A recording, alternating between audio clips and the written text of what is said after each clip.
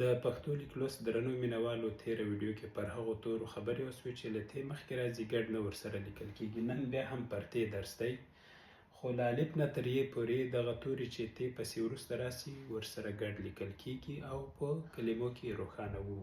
لکه ت ده، الف ورسره راغی تا، که دلته ت ولیکې تا ته، تا ته توت، دا د ت واو ت توت. ګوره ت واو چې راغله، واو له شا پسې راغی ګډ و، خو بیا چې واو ت ته مخته څه بیل ورسره ولیکل شو. تا ته توت راوړم، راوړم، دغه یې مثال شو. تور، تور، توتان، ت واو ت الف، تور توتان.